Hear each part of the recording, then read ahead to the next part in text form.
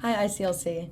Jack Armitage and I are presenting Pop Live Coding Encounters, Reflections on Practice, written by myself, Sarah Davis or DJ Dave, and Jack Armitage, known as Lil Data, with additional commentary by Gus Lobban from Caro Caro Bonito.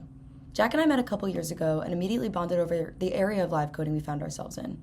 At the time, we didn't quite have a name for it or even a firm grasp on what it was that made us feel like we existed in a unique lane at all. But ahead of this year's ICLC conference, Jack suggested we put some of these thoughts to words, and we began writing about our experience as live code artists in the area that we've named Pop Live Coding. This paper is an exploration into what Pop Live Coding is and what it means to us, through personal reflections as Pop Live Code practitioners. And through this exploration, we hope to open up a discourse on Pop Live Coding. To our knowledge, this is the first paper in the live coding literature to address Pop Live Coding directly, though we hope it's by no means the last. Rather than attempting to survey the field or theorize on the topic, we've chosen to work with the data that we have and provide reflections based on our combined 15+ years of artistic practice. So without further ado, what is Pop Live Coding? Like the term live coding itself, Pop Live Coding can have different interpretations and meanings. In this paper, we offer a working definition to provide a foundation for our discussion and help to frame the ideas presented. However, we actively encourage and embrace diverse perspectives on what Pop Live Coding could entail, as these multiple viewpoints contribute to the richness and potential of this emerging practice. Pop Live Coding is about connecting live coding to new audiences, specifically those with no coding background or even interest in coding at all. It encourages using live coding to create music and performances that appeal to a wide audience, through musical taste and awareness of contemporary currents, through audience interactions centered around entertainment, surprise, and joy, through the accessibility of code as a medium, and through collaboration with non-live code artists. The first hurdles to overcome when opening live code to the general public are the perceptions people have of code, which are often negative, like hackers and hacking, techno-solutionism, tech bros in Silicon Valley, neoliberal capitalism, privacy invasion, surveillance, identity theft, and labor automation. These connotations are in a stark contrast to those that the live coding community actually does uplift and celebrate, like neurodivergence, community, open source, public commons, pedagogy, culture, craft, and art. Also absent from the popular image of code is the long history of code art, aesthetics, and poetry. The differential perception of coding offers latent potential for Pop Live Coding to bring powerful and liberatory ideas into the public imagination, creating space to explore alternative identities and reformulate ideas of personhood. However, we must be aware of the shadow side of pop and its potential negative influence on live coding. Today's artists operate under increasing precarity, with a handful of artists making most of the revenue, while conglomerate music groups leverage technology like generative AI to consolidate power. Yet, AI and live coding practices present an opportunity to bring fresh ideas to the mainstream and subvert entrenched power dynamics. So with this explanation of Pop Live Coding and a working definition of the genre, we're brought to address some important questions. Why did Pop Live Coding take so long to emerge out of the live code scene, and why do we, the authors, participate in it? The emergence of Pop Live Coding as a distinct practice within the broader live coding community has been gradual. One significant reason for its delayed appearance is the diverse range of interest within this live coding community, from poetry and weaving to dance, data visualization, and hacking. Personal motivations also play a role. Some live coders focus on more experimental approaches that cater to their creative pursuits rather than creating music for a large audience. Historical gender imbalances in both the pop and live coding communities have also influenced its growth. Another factor is the historical gender imbalance within both the pop and live coding communities. As with many STEM-adjacent subjects, live coding has been predominantly male-dominated since its inception. In the music industry, women have been urged into roles as vocalists, while men have been encouraged to become producers. Pop also tends to include elements that are inherently humanizing and accessible, foregrounding things like vocals and catchy melodies, elements that have been somewhat antithetical to the foundations of computer music, which often emphasize randomization and other experimental techniques. Unsurprisingly, progress in vocally led live coding has primarily come from women, such as Emma Winston and Melody Loveless, highlighting the importance of diverse perspectives in the development of Pop Live Coding specifically. Though there are 42 artist expositions in Live Coding, a user manual, only 3 of them mention pop music, and one of them is the second author of this paper. Despite this, we know we're not the only ones interested in pop in this community. There are many upcoming Pop Live coders out there besides ourselves, and Appendix A of our paper is an attempt to provide names and links to some of these Pop Live coding artists. There are 5 main areas we address in this paper regarding our own experiences within Pop Live Coding, and those are performance, studio sessions, production, social media, and music videos. First, let's address performance. Both Jack and I have experience specifically performing to non-live code audiences, which are audiences with no coding background or sometimes no interest in coding at all. The most important thing to remember is that there's no assumption of a base knowledge among crowd members. Storytelling in pop live coding is extremely valuable across all areas of the creation and release of music, and it's especially important in live performance because storytelling is a way that pop live coders can bridge this gap between live code performer and new audience. One way I bridge this gap personally is by devoting a part of my performance to explaining to the audience how the code that they're seeing on the screen directly relates to the music that they're hearing. In my opening set for JPEG Mafia and Danny Brown, from July to September 2023, I started my performance off by writing a simple function from a blank screen. This gave the audience time to interpret the code I was writing and ultimately bring them closer to understanding the methods that I was using to perform music for them. Jack also mentions using methods to connect visuals to audio for his audience, and one way they do this is by beginning with simple improvisation. Jack also mentions physically turning their computer around to face the audience so they can see that the performer is looking at the same window as the audience. Other methods that Jack mentions are writing the BPM as 10,000 and potentially crashing the computer, using a 4-track mixer at the top of the code and allowing people to note the changes in levels relative to the changes in the audio, and also leaving notes in the code for the audience. In studio production with other artists, I tend to approach from one of two directions. The first is by using variability and randomness of the code to inspire the session, which tends to work well since most artists have never seen this type of production before.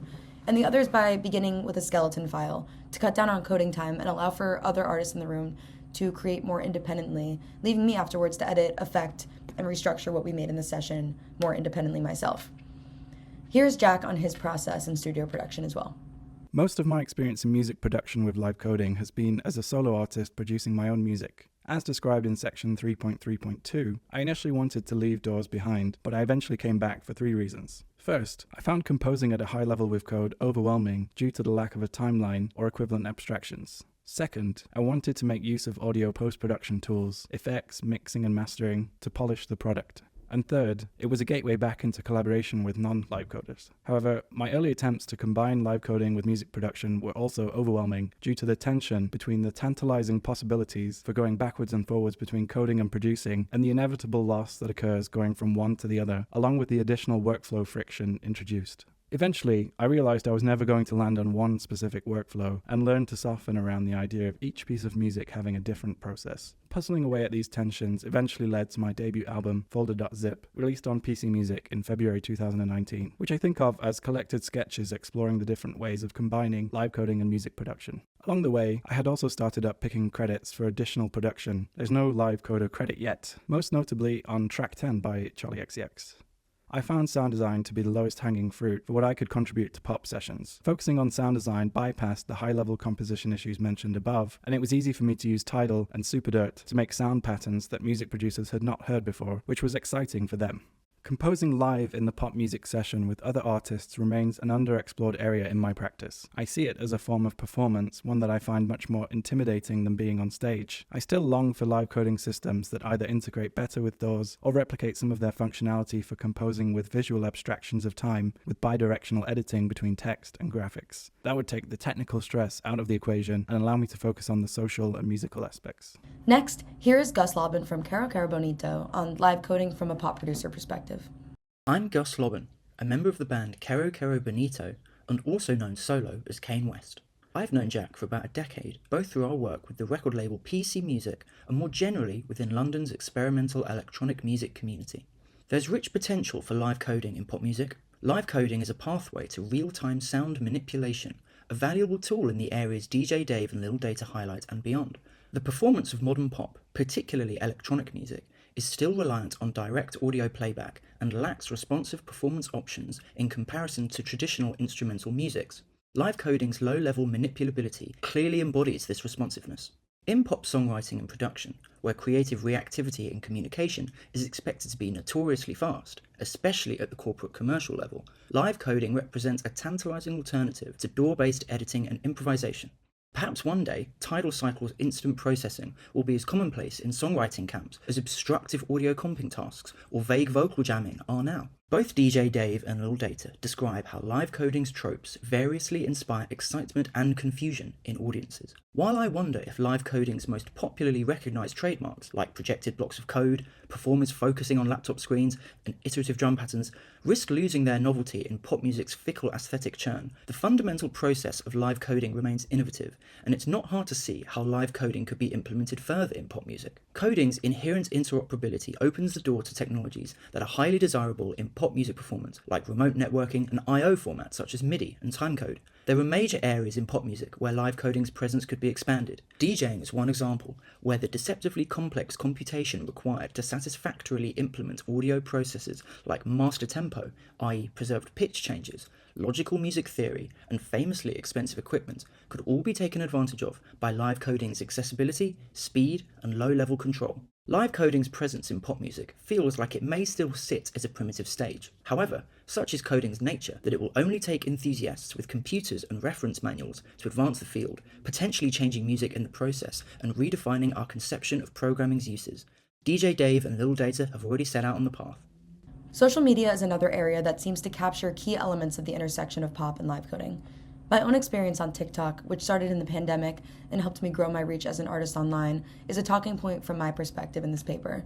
And Jack's experience on Twitter, where he's experienced multiple viral moments from Aphex Twin and Charlie XCX remixes, for example, is a talking point from his perspective.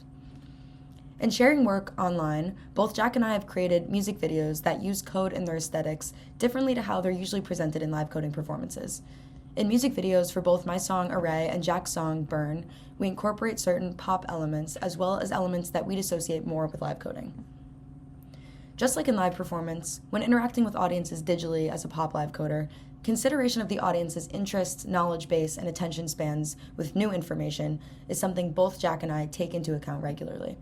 This paper has drawn upon our personal experiences as practitioners predominantly in the United States and Europe, and has sought to unravel complexities that emerge when the worlds of pop and live coding collide. We've offered an initial working definition that pop live coding is about connecting live coding to new audiences, specifically those with no coding background or interest in coding. We've shared insights into how live coding can bring fresh perspectives to pop music and vice versa, both on stage and in the studio, and how it can engage with audiences in meaningful ways. We discuss the delicate balance between this process-oriented nature of live coding and the product-focused ethos of pop music, and how this interplay offers unique opportunities for artistic expression and audience engagement. The role of storytelling and pedagogy emerged as vital in bridging the gap between these two worlds, making the intricate process of live coding comprehensible and appealing to a general audience. We call upon fellow practitioners and enthusiasts to push the boundaries of pop live coding further. By embracing the challenges and opportunities presented by this intersection, we can engage with broader audiences worldwide and contribute to the discourse around live electronic music performance and technology in society more broadly. We encourage reflection on how, as live coders, we project or settle for limited versions of what kind of artistry can be achieved via code. By rigidly defining what live coding is and who it's for, we limit its potential and miss the chance to connect our ideas and practices to new audiences. Thank you so much for listening, and we'll be joining now to answer any questions.